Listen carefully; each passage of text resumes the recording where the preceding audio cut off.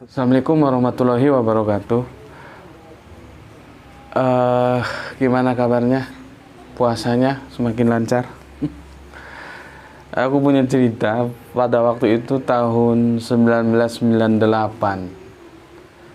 Ba'da sholat duhur itu aku duduk di teras masjid kotaku saat terik matahari.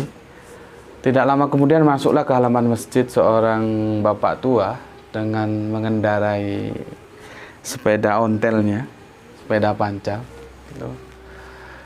Dia masuk ke halaman masjid, kemudian sepeda pancalnya diparkir dan dia mengambil sarung dari kotak kayunya, langsung masuk wudhu.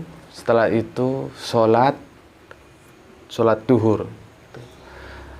Tidak lama berselang, sekitar ya 10-15 menit lah, masuk juga ke halaman masjid itu sebuah mobil Trover, Chevrolet Trover ya.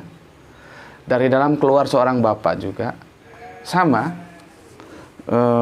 langsung masuk ke tempat wudhu dan langsung sholat duhur gitu. Begitu selesai sholat duhur, mereka dalam waktu yang juga tidak sama-sama menuju ke kotak amal di teras masjid, sedangkan aku ada di sampingnya. Duduk-duduk bareng teman melepas lelah karena matahari sedang terik-terik ya. Si Pak tua tadi memasukkan uang 1.000 rupiah ke dalam kotak amal, sedangkan bapak yang naik troper tadi juga memasukkan uang 10.000 rupiah ke dalam kotak amal masjid itu. Pertanyaannya, siapa yang paling besar beramal pada saat itu?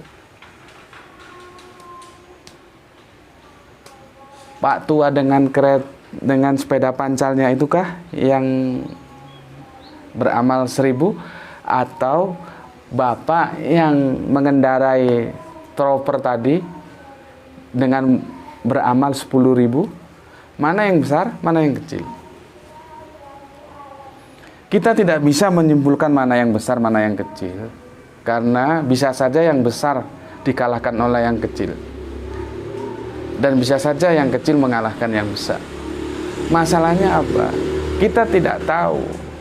Bagaimana kalau seandainya Pak tua yang dengan sepeda pancal itu tadi, dia hari itu memberikan kotak amal dengan nilai 1.000 rupiah, tetapi uang yang ada di dalam sakunya hanya 100.000 rupiah hasil jualan es keliling dari gang ke gang. Sementara bapak yang naik Chevrolet Troper tadi itu memberikan 10.000 rupiah ke dalam kotak amal, tetapi ada 10 juta uang di dalam sakunya. Mana yang besar, mana yang kecil? Tapi yang perlu kita pahami adalah dari cerita ini bukan besar dan bukan kecilnya, bukan masalah besar dan masalah kecil, tetapi adalah masalah bagaimana kita ikhlas memberi dalam beramal.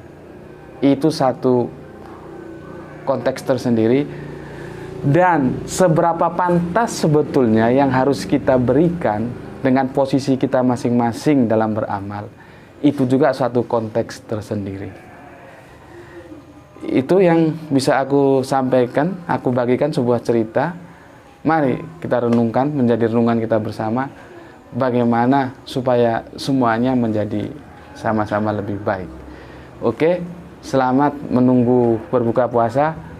Assalamualaikum warahmatullahi wabarakatuh.